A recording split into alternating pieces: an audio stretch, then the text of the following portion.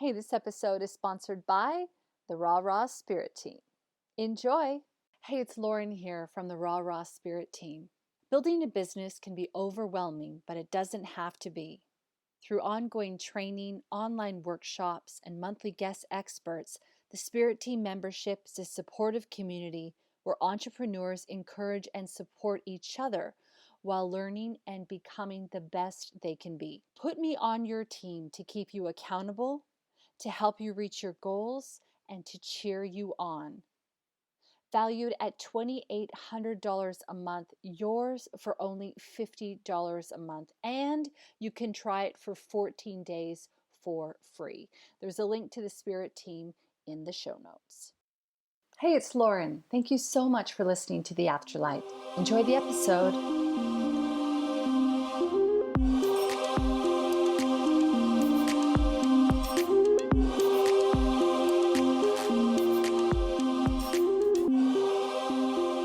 Hi, I'm Lauren and welcome to The Afterlight. My guest today is Paul Wood. Paul has spent over 10 years working with the healing arts and has taught energy healing in 3 continents for the last 5 years. His background includes studying Pranic Energy Healing, intensive training in Hatha Yoga, training in meditation, breathwork, and advanced asanas. Paul's mission is to create massive shifts in the lives of others by enhancing their energy system and helping them to correct imbalances that may be occurring and to expand people's awareness of their own innate healing abilities. I've asked Paul to join me on the show today to talk about, well, I think we'll talk a little tiny bit about pranic energy healing, but primarily what we're going to be talking about today is yoga, meditation, and breathing. Thank you so much for being on the show, Paul. Thank you. Great to be here again. So I think that we can't really get into the whole discussion of yoga, meditation, breathing without talking a little bit about, you and your past and the kind of work that you are doing, because it's all really intertwined. For our listener at home, we did have Paul on the show already, and we discussed, pranic healing. So if you are wanting to know more information on that subject, I'll put a link in the show notes to our last episode and you can check it out. But Paul, for those people at home who want to know right now what pranic healing is all about, can you tell me just a little bit about that and also how your journey started? Sure. So I guess the way that, it's one of those things that I always feel like, how do you describe it quickly? It's like, if I was going to describe it quickly today, I would say it's a system that we use to clear out energy blocks. And I don't mean that in a kind of fluffy way. I mean that in a very tangible way. So if there's stress, if there's anxiety, if there's physical pain, we take that out of the system and re-energize the system with fresh energy or prana. And that's then the catalyst or the fuel for the body to heal. So that's, I guess, in a nutshell, how we work with pranic energy healing. And my journey really was one of, like, how do you describe it? Like a kind of a mistake in a sense. That, are there mistakes though, Paul? Yeah, I know, right? Are there really? So it was a lady that I was fitting a bathroom for when I was a plumber. She said to me, you're a healer. And I hung around her for a little while and learned off her, and then didn't really do anything with it for a few years, and then went on to learn from this school. And when I went to learn from this school, all the things that I'd been reading about, all the things that were questions in my mind, does it work? How does it work? Does this stuff even exist? They were getting answered in the very first course I did. We were looking at auras, we were, feeling the chakra, we were changing energy in a way that, it's just undeniable. It's, it's there, it's happening. So for me, that was, really, that was the real turning point. And then I thought, okay, I can pursue this.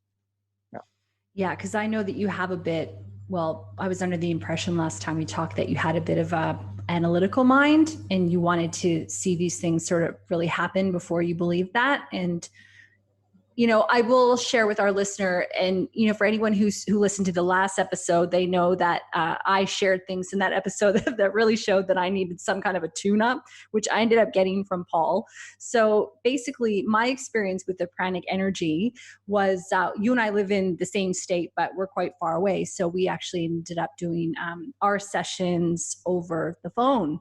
And the first session for me in particular was really interesting because what Paul has you do is you have a discussion, and then you kind of hang up and you lie down, in a comfortable area, and which I did.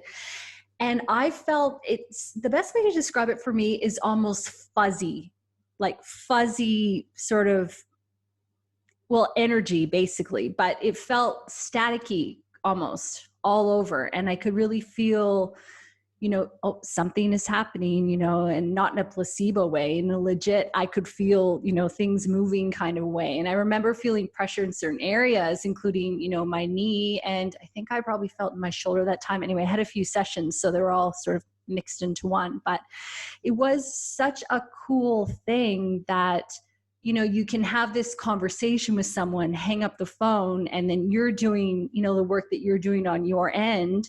And I'm, thousands of miles away, and I'm still, feeling that happen. And so, yeah, it was pretty undeniable to me too, that there were things that were happening with that. Cause that's the first time that I'd experienced a pranic energy healing before too. And it was so cool. Yeah. Yeah. Anyway, that was very cool. And Paul helped me very much too, because our listener at home is going, yeah, but what happened? Well, that's none of your damn business, but I will say that it helped me very well. So that's good. Now, I know that you've done a lot of different types of work, Paul, which has, a lot of it has lent itself obviously to your pranic healing practice, but you also do a lot of breath work and meditation and yoga, things like that. So that's going to be the subject that we do discuss today. So first of all, can you tell me, well, do you think we should be, it's kind of funny because yoga, meditation, and breath work really do kind of all work together, but is there one that sort of starts off the others? Well, I think that is an individual thing, really. I mean, for me, so basically the reason that all those things work together is because of that common link, which is pranic energy, right? So prana is an Indian word, and it means vital life force energy. And so, the meditation or the yoga or the breath work, all three of those things are really manipulating that energy. Now, in a yogic sense, right, you do your asana first, and that's what we call yoga in the West. That's like if you go to a yoga studio, you'll do your asana, which means pose, and that's your, sun salutations, or, standing on one leg, or, trying to get your leg behind your head or something like this, right? Yeah. And so that's to prepare the body. So that's like the physical part of the practice. Then you go on to do the breath work, and the breath work starts to cleanse the energy body or the subtle bodies. And so, some of those subtle bodies are related to emotion, and some of those subtle bodies are related to thought. And so it becomes people often tell me, oh, I can't do breath work because I kind of feel panicky. Or, if I try to keep up with the breath work, I think you might have said it last interview, right? Yeah. If I try to do the breath work, I get a little, kind of makes me feel uncomfortable. Yeah. And this is the energy that's trapped in the emotional body or the mental body, trying to find a way out. And that's great if you're with a yoga teacher that is very aligned to the kind of work that we're talking about. But often they're not taught in that way. No, I'm not diminishing yoga teachers, and I'm not even diminishing the way they're taught. It's just that what we're presented with in the West as yoga. Like, for example, I went and did a month in an ashram, and I got my yoga teaching certificate. Right.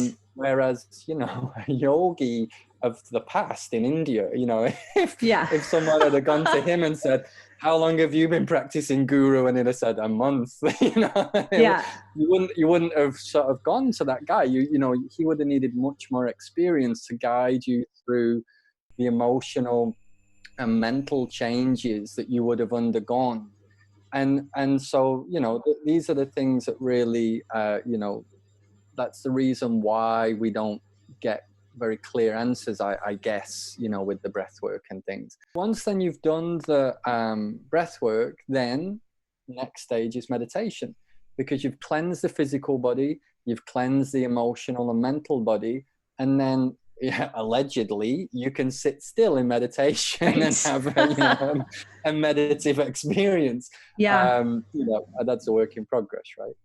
Right. Well, that makes sense why, you end with Shavasana, and some teachers are very focused on the Shavasana, which is the corpse pose where you do sort of lie and do some sort of a meditate, integrate, Yes. what the practice has been about for long periods of time. It's funny too, if we go back to the subject of yoga and talk about that for a bit, I've had a lot of different teachers in yoga. I'm sure you have too. Yeah. And I remember I first took yoga when I was at radio school back when I was about 19, 20. And I remember our teacher was teaching it to us. Our radio teacher was teaching us yoga, and it wasn't very effective. And I remember I did not get it at all. It wasn't, I mean, I'm 19, so there's probably reasons for that, but I didn't understand it, and it could have been the teacher, but it just wasn't for me. So fast forward years later, probably about 10 years later, then I finally got into yoga, and I've had lots of different types of teachers. And some teachers, I had an Indian teacher who, very strict style, and that was very intense, where you do the sun salutations to the point where you're so exhausted, and then you're allowed to have a drink of water. At some point, you're not allowed to have a drink of water before your body is heated up properly and stuff.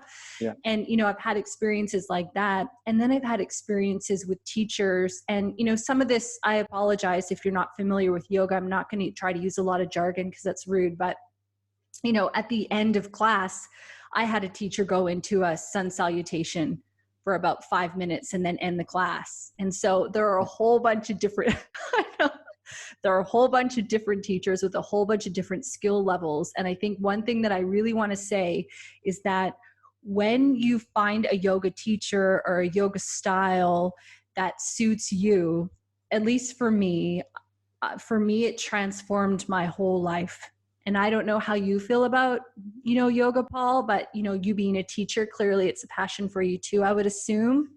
Mm-hmm. Yoga is for me, has been such a journey of kind of putting the ego to the side in a lot of ways, being in the moment, breathing through whatever comes, and then seeing the progress in that. What kind of yoga journey, have you had, and how has yoga, sort of affected your life, do you feel? You know, for me, like yoga was always one of these words that just made sense. Like I'd heard the word and I sort of asked someone about it and I was like, oh yeah. And so I just assumed that the rest of the world felt like that about it. They So don't. where I was, no, that's right. Well, where I was from in Manchester, like, you know, like my friends weren't into yoga. Yeah. And Your plumbing so friends, they weren't into yoga. no, not at all. I can remember asking my best mate if he wanted to come to a yoga class with me. I'd been to a couple of classes, and he swore at me. You know, he Yeah. was like, "I don't want to, go to Yeah. one of those classes." And I was like, "Oh, all right." So it was like me and my mum went. It's like Yeah. we sort of we went along, and like I didn't know anything about it, and like a lot of things, I thought I was going for a different reason, and I was going to because I wanted to be more flexible because I was really into martial arts. I wanted to be able to kick higher, and that was my reason for going. And I came out of that first class with a very unusual feeling, and I was trying to describe it to my mum, and I'm not sure she was in the same place as me, but I was like, I'd found a little bit of peace. I'd found a little bit of Mm. stillness. Yeah. And but also at the same time I felt energized. And that was completely not my life experience, from on a day-to-day basis. Yeah. So that really opened the door for me, and we'd go to that class, and the lady that took that class was very, very humble. And I think that's why it worked, because you had, Mm. just a mix of people. My mom, she, is a chef, or was, I was a plumber. There was a guy, well, we did it above a pub, it was like in Oh. a, like the function room of a pub. Yeah. And the That's lady that took, hilarious. I know, right? The lady that took the class, she was a lollipop lady. That was her other job, that helps the kids cross the road. Oh, right. Yeah. So, she was very honest about her experience. And so, she'd do poses, like she'd do the plow, and we'd all laugh, we'd like, ha, ha, ha, ha, you expect us to do that, because we thought it was funny. Yeah. And so for anyone that doesn't know, the plow, you lie on your back and kind of put your legs over your head and touch the floor. I mean, it seems impossible if you've never done that kind of thing. Yeah. Yeah. And she said, no, that's exactly what I was like. She said, but now it's one of my favorite poses, and it's really restful. And I thought, restful? How can that be restful? It looks excruciating. But lo and behold, 10, 15, I don't know how many years later, it is a very It is restful pose. restful. It's a beautiful pose. Yeah, Yeah. I remember going to yoga with a friend. And, for those who are curious about it, it's always good to go with a friend, if you feel nervous about going something, for the first time. But I remember we would just kill ourselves laughing. I mean, trying to do it quietly because we couldn't do certain poses. Yep. And also when you're sort of working through a pose, it hurts so much that you almost need to laugh to deal with breathing through the Right. pain. And I remember sometimes, in a few cases, I could do things that she couldn't do. And she was like, how are you doing that? And I said, I don't know. I just, So I think that's the other thing too, is you have these skills that you don't realize you possess. I remember I was on a plane one time and I sat beside a woman. We were talking. This is before I did yoga. And she told me that yoga is what you do when you love yourself. And I remember always remembering that. And the reason why I started yoga was because a woman I worked with in a restaurant, a waitress, she was teaching classes. So she wanted our support. So we went, and that's how we started. And I remember, much like you're feeling, that there's that feeling of peace. And it's almost as though you're in your body for the first time. You feel peace, and you also feel a little bit high. Like, I know coming out of a yoga class, it's been really good. And you feel as though you're on this totally different drug than you've never experienced before. And you actually think, should I be driving right now? Because you're so, do you know what I mean, Paul? Totally, yeah. I mean, look, Yeah. there's science behind it, like the poses release the endorphins are the same endorphins that do get released when we take some kind of, pharmaceutical or All recreational drug. right. Okay. Well, that makes a lot of sense. Yeah. Happy and high without the hangover. That's what I used to Yeah. tell my friends back home. They'd be like, why are you doing all this? I'd be like, no hangover. Yeah. Yeah, exactly. It's funny though, when you talk to people about yoga, and I find that I'm one of those annoying people that if I'm in a class and I know there's new people in a class, and if I don't have confidence in the teacher, I actually sometimes spend part of the class stressing out that the people that are there for the first time aren't going to love it and they're never Yeah. going to try it again. And, Yeah. for me, I think that, it's so important to try different types of yoga and experience different types of teachers, because I've been to classes where the teacher won't shut up. They talk the whole time. And for me, I don't like that, because I want to be alone to process, focus on my breathing and pay attention to all the things, the directives, as opposed to somebody trying to fill the space. Mm-hmm. Yeah. Yeah. Do you, Yeah. do you have any recommendations for people when they're looking to start yoga? Like maybe what style or what they should be looking for? Yeah, my recommendation is to go somewhere where you're going to enjoy it. So, for me, this is one of the, so like the school that I'm trained in is called the Shivananda school. And it's a very traditional yogic school, but was taught by a real pioneer Indian guy. And, there's pictures of Shivananda was the teacher's teacher. It was named after, the teacher's teacher, and you see pictures of them, in different yoga studios you go, and they all like got grins ear to ear, they're big smiles on their face. And there's this one great picture that sticks in my mind where there's a guy doing, the wheel, the one where you're kind of bending backwards and your Yes. hands are on the floor and your feet are on the floor. I mean, it's another one of those, like, if you're a beginner, you look at it and you think, oh my God, I'm never going to do that. Yeah. And he's doing the wheel, and there's another guy, a small guy, kind of looks quite young. He's sitting on top of him. Of And course. everyone, all these Indian guys are all stood around, like looking under, like just having fun. They're all laughing, it's a big joke, they're having fun with it. And like the teacher's there, the Shivananda guy, he's there, and he's a very imposing figure. He was a really tall and really broad guy. And he's just like, you can feel the fun radiating out of him. And I think like that for me, if I'd have gone to a class where the lady wasn't, like I said, very humble and very approachable, it would have Mm. been impossible for me to connect to it, because I'd never heard anyone even chant before. She one time did some chanting in the class. She said, okay, everyone, I want to keep an open mind. I'm going to do some chanting. And, I can remember being a bit like, oh God, what's this? Yeah. And at the end of that class, my mum was like to me, wow, wasn't that amazing? And I was like, well, okay, and it really touched somewhere in her. And my mum Yeah. loves chanting now. She'll go to a kirtan, like the traditional Indian chanting, and just love it. She doesn't know how the words, and she openly admits that she's a really bad singer, but she'll just Yeah. get right into it. And so, like, for my mum, classes that have got chanting in are fun. That's for her, it's inspiring, something, makes that fun. For Yeah. you, it's the stillness, it's the silence. For me, I like the physicality. I want to be challenged physically at the same time as also finding that peace. So, go to somewhere that gels for you in anything, right? If you're going to go to Yeah. a new workplace, if you're going to, buy a new car or whatever, like, it's got to meet your needs. This is my biggest complaint about spirituality in inverted commas, or yoga or meditation. People say all the time, oh, I tried that, I can't do it.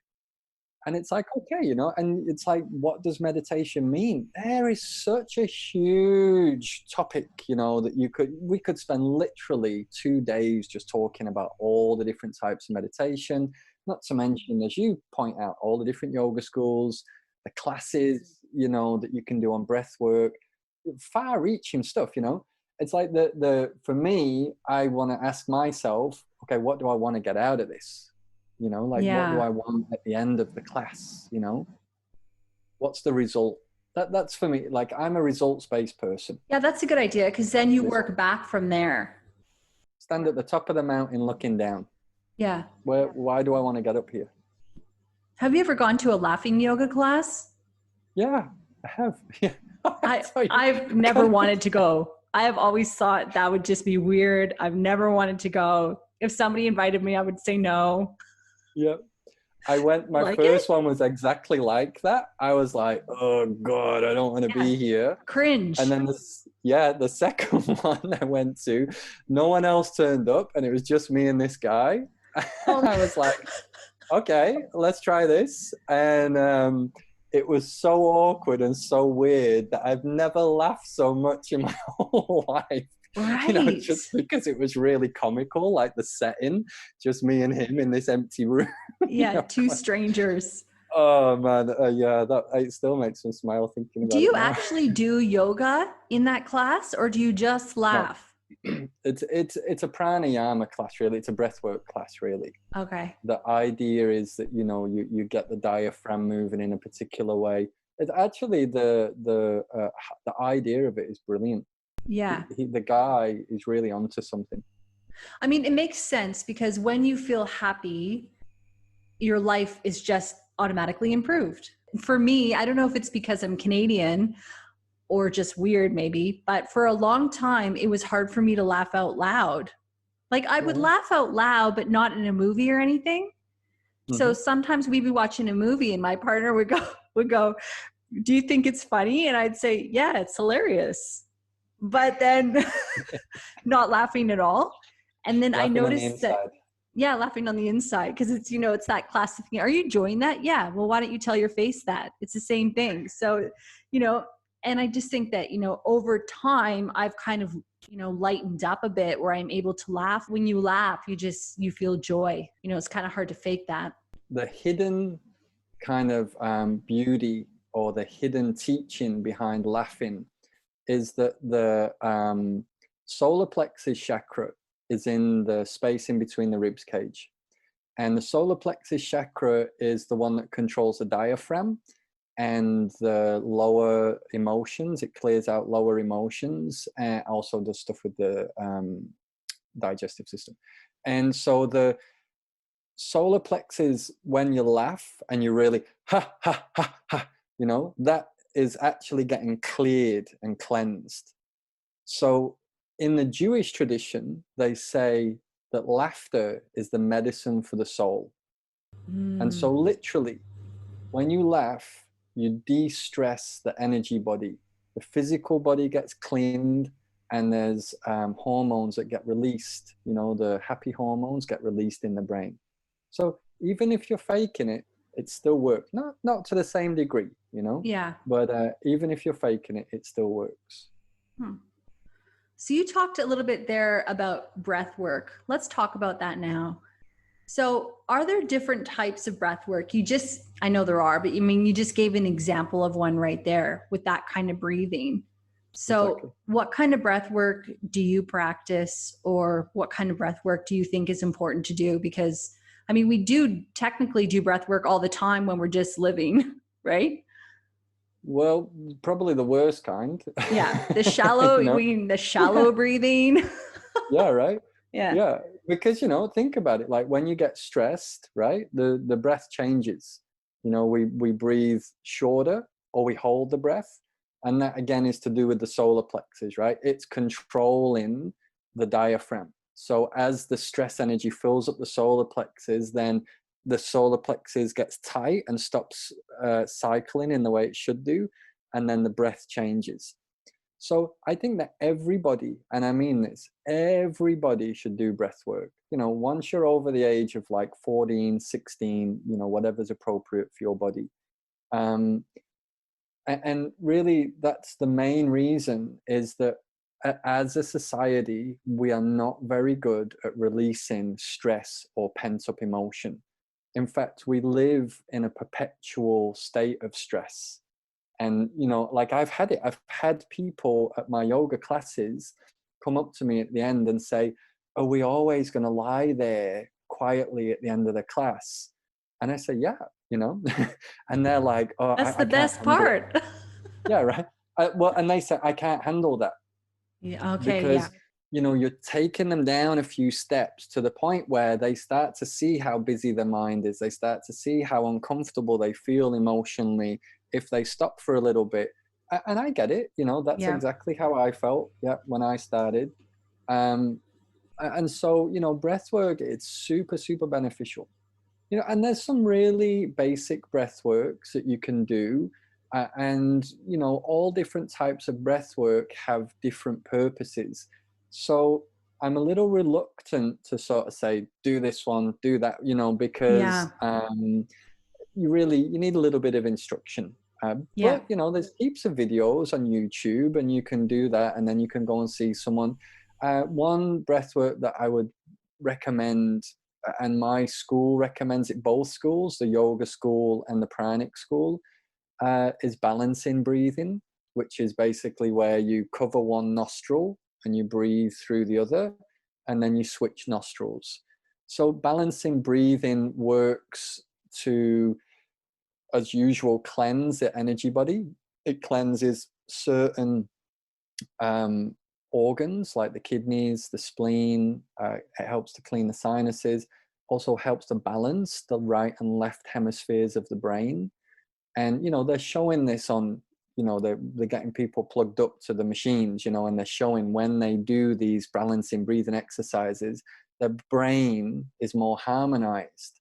Well, that's the difference between, you're either floating out there in the world of creativity and not getting anything done, or you're super focused on, nuts and bolts, because the different hemispheres of the brain control different things, right? One's creative and one is like tangible. And so when you balance the hemispheres of the brain, well, that they say that is genius happening, because that is how a genius can work. Someone like Einstein, he sits on a light beam in a daydream, moving away from a clock. And then he looks back at the clock and he sees the time on the clock hasn't changed. And then he creates the theory of relativity from that daydream, because the brain's well balanced. He can take that creativity and bring it into the physical world. So, if you want to have more peace in your life, if you want your cognitive function to be better, if you want to be less stressed, if you want your internal organs to be healthier, if you want to take more oxygen from your air that you're breathing in and get rid of the CO2, which is the waste product, you could just go on and on and on about why doing breath work. Yeah. When I think about it, it makes sense to me in the sense that, and I'll use a plumber analogy so that you understand. It's almost like you have a pipe, right? A pipe, and then there are blockages in the pipe, which would be, let's say, stress points. And I guess when you work on your breathing, it helps to sort of flush that out. Is that right? The word nadi, the Indian word nadi, which means tube, that's what the yogis are referring to when, number one, the nadi also includes the veins and the digestive system and things like that, because they're tubes, but also it includes what the Chinese medicine world calls meridians, the energy wiring. So in Indian, like, they've just got one word for all of it. It's nadi. Yeah. And so exactly what you're saying is when you do breath work, you're cleaning the nadis, the tubes. So if I were to start balanced breathing to bring out the genius and to clean the nadis out, I guess, how often would you recommend somebody do that? Well, you really want to be careful with breath work. This is why I was saying it's a good idea to go and see someone. Yeah. You see, the thing is with breath work is, like, if you've got, like, so you come to a pranic class, right? You come and learn pranic healing. I will show you in level 1, day 1, how to feel the energy of the aura. And then that gives you a tool that's very important, because if I sit here and say to you, Lauren, oh, your energy body gets bigger and it cleans your nadis and it does this, you're like, okay, maybe it does, but maybe it doesn't. Do you know what I mean? It's like, how would I know? How would I know that? Well, if you do a practice like, it doesn't have to be pranic, but it's the one that I know, so I'll talk about it, where, you can test if the energy body gets bigger, then it's information that you have then. So if I'm talking back home to my mate who's a plumber, who's still never gone and done any yoga classes or whatever, and he says to me, well, why would I do that? And I say, well, because, it cleans your system out and your energy gets bigger and brighter. And he says, no, it doesn't. Well, it's a fact for me. I know it because I've tested it for myself, not once, but many, many times on different people. And so when you do pranayama or breath work, the energy body gets bigger, and that's fine and that's beneficial. But just like going to the gym, if, I go to the gym with, I don't know, Arnold Schwarzenegger or someone, like, it's not going to work, right? Because he can push a lot more weights than I can. And if I think to myself, oh, well, the best way for me to get up there is to go and do 4 hours of heavy weights, I'm going to hurt myself really quickly. I need to go into the area where there's those little pink weights that are covered in rubber, and I'm like pumping away and getting my strength up, And then I move on to the slightly bigger ones. And like this, you know, someone can guide me then and say, okay, if you want to do some big weights, here you go. Right. And so that's the same with breath work, but it's a little more difficult because there's not so much training, I guess. Like I've had students, pranic students, who I've said, oh, you know, here's some interesting breath work, why don't you look into this? And they've come and seen me and said, oh, I was killing that breath work, I was doing it really, like, you know, and something happened and I felt like something popped. This is a real true story. Wow. The guy said to me, I felt like something popped, and since then my brain's not been working. He said, I can't even decide if I want to get in the car or not. Oh And so straight my. away, I know that one of the chakras or part of the energy body has been damaged. So because of the training that I've had, I was able to check. And yep, sure enough, the one in between the eyebrows, what we call the ajna, that had been bust open because of too much energy too soon.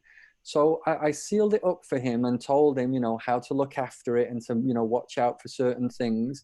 And he was fine, you know, he got over it. But if he'd have just learned that on YouTube and he hadn't have known somebody that, you know, I'm not saying, oh, go on, I'm brilliant. I'm just saying that I've had training in that Yeah. field, you know. So if he hadn't have been able to reach out to me, how do you think his life would look now? That was about a year ago. He couldn't Yeah. decide whether or not he wanted to get in the car, right? Yeah, that's How's his life crazy. look? The yogic texts are littered with warnings about it. And there's even now, I've seen like recently that over the last probably 50 years in particular, there's a lot of teachers out there that are warning about things that sometimes it's called forced Kundalini awakening.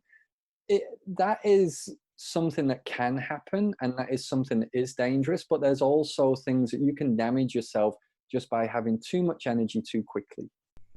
I've never ever heard it expressed like that. So thank you for that, because I'm sure a listener at home as well, many of them might be thinking, I've never heard it, you know, a warning for breath work either. So, and it's kind of goes back to the whole, you know, yoga thing as well, that when you're in a yoga class, don't endeavor to do the plow or the wheel if it's your first day, because if you're in a wheel position and you're tired at all, you could crack your head, like, or your Yeah, neck, like it could happen.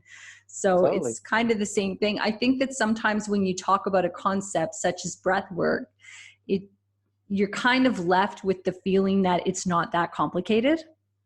Sure. And in a lot of ways, it's not, right? And maybe it's not, but at the same time, the power of it and the explanation that you've given there showcases that you're doing something, you know, that, you know, you're forcing your body to do something that it's not used to doing. And so you're right, you Yeah. could, yeah. So that's good. I've just never really heard it explained like that. There's a guy called Wim Hof. Yep. So Wim Hof, he's a Dutch fella, and he uses a very powerful breathwork technique. And I've done it. I really like the guy. He's a lot of fun. His techniques are very, very powerful. You know, if you want to be a little bit more superhuman, you know, you can definitely use his techniques. But geez, be careful. I'm not kidding you. Be careful. I'm part of his Facebook group, and I see people on there, you know, posting things like, oh, you know, I've been doing this practice and my fingers have been going numb for like 2 months. You know, it's not a problem. And I'm like, oh my God, you know, it's like, you know, it's scary. Yeah. And that's like what this guy Wim Hof is doing. He's giving people a very quick introduction to very, very powerful breathwork. And he gives warnings, but, you know, like we give a lot of warnings about road traffic safety, right? But it Yeah. doesn't stop people kind of driving around too quickly, or, you know, so Yeah. it's like that, you know. Yeah. And sometimes they think, oh, it won't happen to me, or I'm different, or, Yeah. you know, but yeah, I guess, and that's probably comes down to also being self-aware what kind of a person you are. So if you're going to be a super extremist for whatever reason, you know, read the warnings, they're there for a reason. Yeah. maybe I won't put a link to that guy's stuff in the show notes. You should Just in watch a case. documentary of his. He's a lot of Yeah, fun. okay. Actually, I will. And I'll check it out because our listeners at home can make their own mind up because they're adults. Do you ever teach, I know you've got kids, do you ever teach your kids anything about breath work in relation to how to maybe control or manage stress, or how to calm down thoughts and things like that? Because I would imagine that, at least for me, if I'm really, really worked up in my mind, sometimes just taking a really nice, deep, calming breath is actually really advantageous, and I don't feel needs to come with a warning necessarily. Sure, yeah, and I would agree with that. Look, my kids are a little young at the moment for that stuff. You know, we've got 5-year-old and a 2-year-old. So I do, like, the 2-year-old has my kind of build, very slight and tends to feel the cold easily. So I teach her breath work to help her warm herself up a little bit. You know, if we've been swimming and she starts shivering, I'll show her how to change the metabolism of her body to heat itself. You know, and definitely I will be showing them things as they get older. But at the moment, you know, like, if you want to learn how to breathe properly, then watch a child breathe, Yeah, because because they they use don't their have, full. exactly, they're not all bound up in the same way that we are. You know, Yeah. we're dealing with, I mean, you're like, what, 21, so you've not got that much stuff to deal with. But, you know, Yeah. like, I'm 42, you know, I've got a lot of stuff that a lot of baggage that, you know, has come with me over the years. And so I'm, you know, for me to breathe properly and easily, it takes a little bit of practice. It takes a little bit of time. Yeah. Yeah, so that's what I would say about, Mm. you know, I'm aware that, you know, with children, you do have to be careful, especially in the breath work arena. Yeah. Yeah. Maybe just let children do their thing. And Yeah, if they need to calm their minds, meditation is probably a good fit for them potentially. for sure. You know, definitely a little bit older. Look, we're kind of pro crying. You know, we intentionally let our children cry, not my thing, Angie's. And I saw the change and the difference that happened in our oldest after she'd have a cry, and it's a stress release. Yeah. So if the child's not been allowed to cry and has a buildup of stress, then there probably would be some good breath works that you could do, but they would be like what is called tiger yawn. And that's like a mixture of a breath work and a pose where you breathe in deeply, and then you from the abdomen, from the solar plexus, you like you know, Oh, and you yeah. bring that out. That's actually a yogic pose. I've done that in yoga before. Yeah, right. Yeah. And the qigong pose, also they have it in qigong. So, you know, when you see them crossing over, also the Maoris do it, right? You know, Yeah. when they're Oh, doing the yeah. haka, Yeah. you know, they're sticking the tongue out and you know, they're Yeah. getting rid of the dirty and diseased energy, the stress energy, the anxiety, all that stuff, right? And so they would be the sort of things I would teach the kids, you know, because Yeah. Okay. you know, not so much our kids, you know, they're always running around yelling anyway, but Yeah. you know, Yeah. like a little bit older. But it's good though, like when you're talking about letting them cry. I mean, I don't have kids, so it's easy for me to say this, but you know, it also self-soothe. The kids learn to self-soothe as well when they're doing that, and how to calm themselves down, right? I did a meditation the other day that was a Wayne Dyer meditation. Mm-hmm. And it was through the Hay House Meditations app. And he did it was about 20 minutes. It reminded me of the breath that you just did, because it was about chanting. So he's doing the long kind of thing. And I remember when I first listened to it, it was awful, because I don't want to hear someone else doing that. But then I thought, okay, well, I'll just give it a go, because no one's home and, you know, the windows are shut. And I gave it a go, and it was really interesting. I'm going to try it again, because I think it's the same thing of what you were kind of talking about, where you let the breath out, where you let that energy and kind of push it out. So that's an example of a meditation that's a really active meditation. Can you tell me a little bit about the meditations that you're familiar with, and maybe the importance of meditation? Yeah. So look, the meditations that I practice, and that I practice because they're the ones that, have been given by the school that I'm a part of, are really meditations that are about cleaning the energy body, making the chakras brighter and spin more freely, and connecting to, the 12th chakra, the one above the head, which, Christians might call the soul, or, Buddhists might call the Buddha nature, and, like this. So those are meditations that are, I guess, designed to take us and into a state of evolving spiritually and mentally and emotionally and even physically, actually. Mm. So they're the meditations I practice. However, a lot of people are under the impression that meditation is sitting quietly and still in the mind, and there's nothing wrong with that. That's fine, and really important, actually.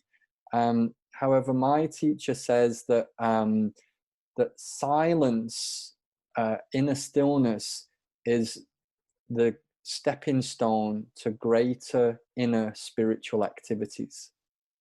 So that's like the precursor, is to get to that point of stillness. And I guess if I was going to talk about meditation, I would have to, I can feel a little bit of resistance in myself here, because I don't really talk about this too much, because I always feel like the spiritual practice is a personal thing. Yeah. It's something that it's about you, and it would be like me, maybe describing my lovemaking. It's a personal thing. It's something that is, and a very intimate thing. But if I was going to talk about what meditation is for me, it's basically merging with your soul.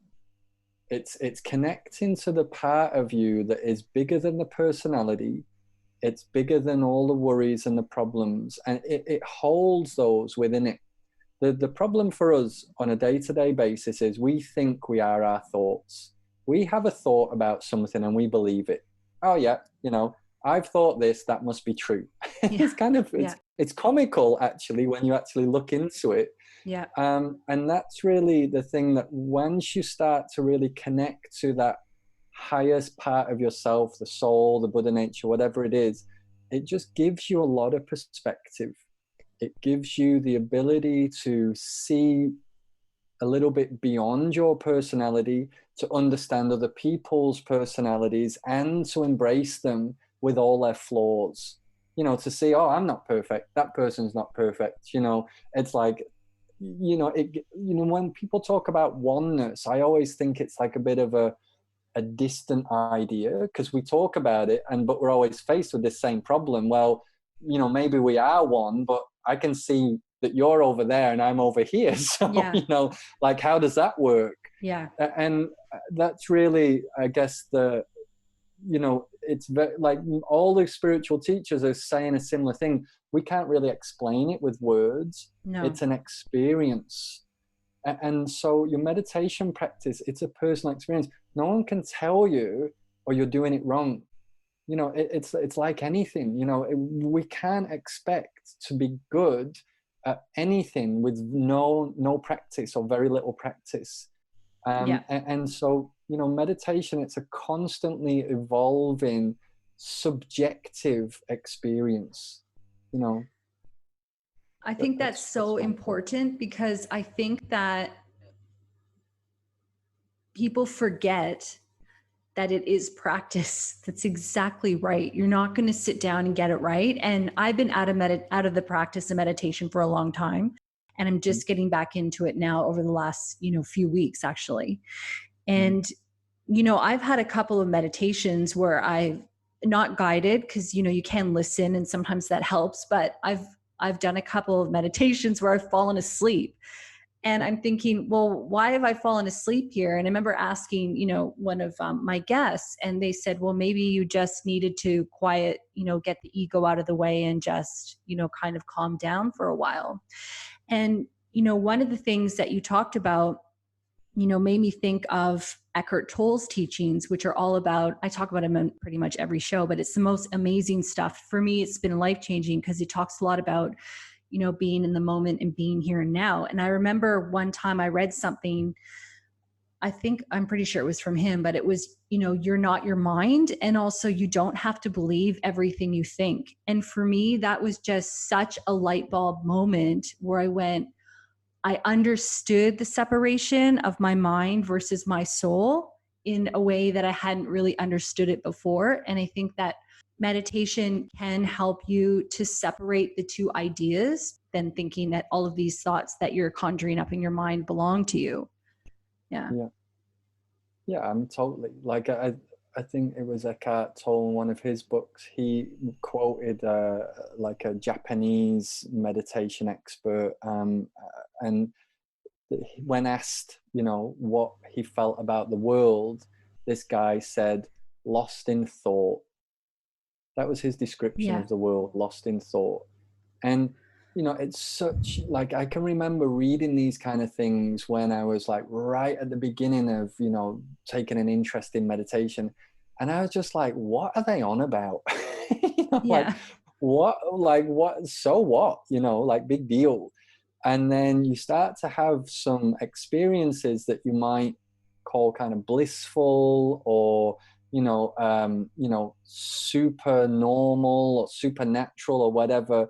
And then you're like, oh my God, like, Yeah. this is so much better than all that anxiety and pain and everything else Yeah. that I'm just dealing with all the time, and I'm trying to Yeah. process, and I'm trying to just manage. Yeah. It's like respite. It's, yeah, for me it was like, oh geez, I needed it. I find a lot of peaceful moments in yoga as well, especially after I've gone to yoga. I find it really helps quiet my mind. I know some friends of mine, they say, oh, I need to go for a run and clear my head. For me, yoga does that for me. And I think that when you practice meditation, and I think, when you said that it takes practice, that is just the most important thing to drive home, even just like for myself, I'm reminding myself, because sometimes we know, especially if we've glimpsed opportunities of blissfulness, like you're talking about, or peace, or times when we've had no thought, it's frustrating to not be there more often. And I think that it's, you can be your own worst enemy when you are trying to get that to happen again, but then your thoughts keep getting in the way. I had a guest the other day, and I had a guest like last month, and she explained to me, I don't know if you've ever heard it explained this way, Paul, but she's a medium. Okay. And so she channels spirit. And she was explaining that with her meditation, one of the ways, because I asked her, well, how do you know that you're not interfering with the messaging, right? That you're just actually delivering the message as it's meant to be given. And she Yes. said that she's able to separate. So through practice of meditation, she was able to quiet the egoic mind, quiet that mind that's just talking all the time, and allow for spirit and inspiration to enter. And I'd never heard it explained in that kind of a division. Have you ever heard it explained like that? Do you understand Yeah. it like that? Yeah. Well, I mean, I think I might have mentioned it when we talked in the first podcast, the book by Paramahansa Yogananda, The Autobiography Yeah. of a Yogi. Like, through the power of meditation, he talks about masters being able to bilocate. So actually physically appear in other locations, not just separate out, from the ego and from the, and there's a lot of, like, I've been around a lot of different schools, Tibetan Buddhist schools. They have a lot of interesting stories, people, being able to, do superhuman feats through their power, their meditative power. And that's what this Wim Hof guy, he's showing you, through breath work. And he also promotes meditation, that you can withstand extreme cold, things like this. So, like, that's what I was saying earlier. What's your goal out of meditation? What do you want to achieve? For me, I always wanted to achieve my highest potential. So that was where my meditation took me. For some people, they want peace, you know, so they'll Yeah. go down a different route. You know, it depends what you want. And I think that at the moment we live in a world that's got a very, you know, diverse spiritual marketplace, you know, and so you can go any which way you want. You can go, like you said, Louise Hay apps. You can, you know, sit down and try to still the mind. You can do meditations like we do in our school. You know, it's just never ending amount of stuff that you can touch upon. Yeah. Yeah. I often think that if I ever had to do solitary confinement, which I won't have to, I'm not manifesting that, I'm just saying that, you know, it would be such an important skill for people to understand how to meditate, because I think that that's where you do find, you know, your higher purpose or spirit or inspiration, or like you said, you know, if you figure out your purpose, then and work back from that. So if listeners can take away, you know, one message from our conversation today, is there a theme that we didn't discuss more that you want to just kind of talk a little bit more about? Or is there anything that, you know, one little nugget of wisdom that you want our listener at home to think about? Food for thought? What I've found through the work that I've done is that knowing about the energy body and how the energy body works in an experiential way is the secret. If you want more peace, there are certain things that are happening in the energy body that need to change. If you want more spirituality, there are certain things that happen in the energy body that you might want to change. Like, you know, it's like this: the energy body is the, in inverted commas, secret. It's not so secret, you know, it's been taught about for thousands of years. Yeah. It's your key to transforming your life. We all have certain emotions that we're dealing with, certain thoughts that we're dealing with. It's the fast track. If you want to do it by trying to starve a thought and hoping it will eventually disappear, I honestly and sincerely wish you the best, but it might take a long time. If you know the energy body and you can remove that thought from out of the energy body, then you've got something that's going to happen a lot quicker for you. Mm-hmm. So it's, you know, like this, you know, I was doing yoga and qigong and all kinds of different practices, and I asked myself, well, how do I know which one is best for me? And I didn't at the time.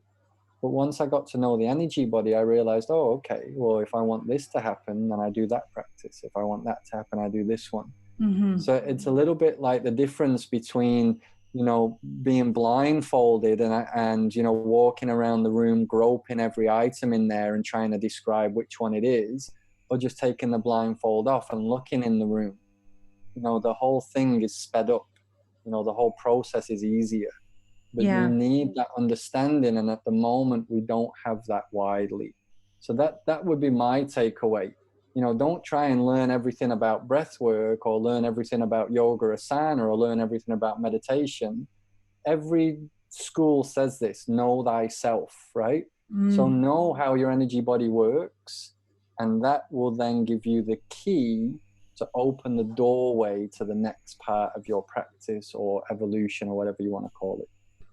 I think sometimes that was really well said, Paul. Thank you. I think sometimes people don't think that their life can get better or improve. And, you know, much like you said before, it's, you need to try different things out. You need to see, you know, try on different shoes to see if they fit. And I think personally that you also need to be self-aware enough to see the reaction. And I don't think, you know, the reaction in yourself. And I don't think that you should try something only once and then write it off as working or not working, because especially not working, because there are definitely a lot of options, you know, out there in these sort of worlds. And, you know, much like you said, Paul, we've only really touched on, you know, the surface of everything here. Yeah. So thank you so much for your time today. For our listeners at home, Paul has generously offered all listeners who mention the Afterlight a free phone consultation through his business, goldencrownhealing.com. And I'm going to put a link to that in the show notes. So is the best way for people to connect with you through your website or on Facebook and Instagram? Website's the most reliable. Okay. Yeah. Facebook, we're on there, but not all the time. All right. Sounds good. All right. Well, thank you so much for being on the show. I know I learned something, and hopefully our listener at home did too. Okay. Thanks, Lauren. Hi. Thanks so much for listening to the episode. I hope you enjoyed it. If you did, please leave us a review where you listen to your podcasts and share it with your friends.